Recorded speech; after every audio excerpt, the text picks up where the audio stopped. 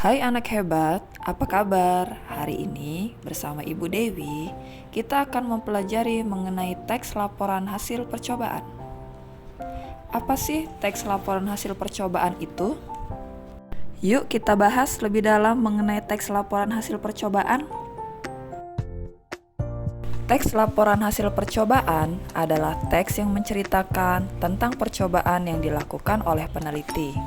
Biasanya, teks seperti ini digunakan untuk melaporkan hasil percobaan, karya ilmiah, atau laporan praktikum.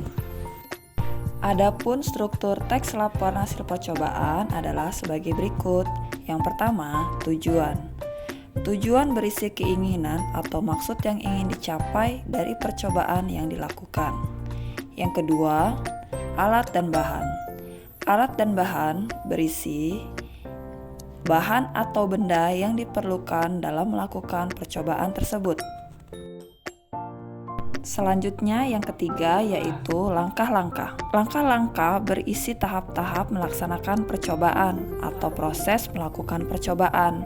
Jadi, langkah-langkah ini yaitu merupakan tahapan-tahapan kita dalam melakukan percobaan.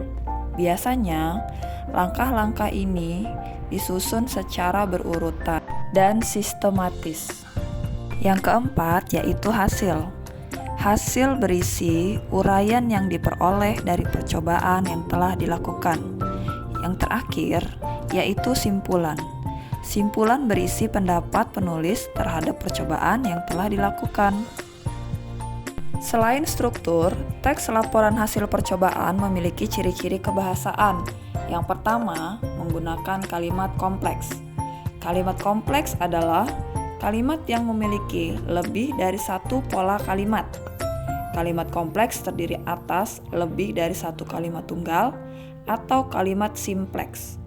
Kalimat kompleks dibagi menjadi dua, yaitu setara dan bertingkat. Ciri kebahasaan yang kedua yaitu menggunakan kata hubung.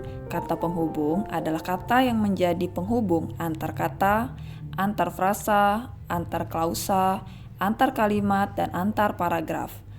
Kata hubung contohnya yaitu dan, tetapi, apabila, saat, jika, sehingga, meskipun.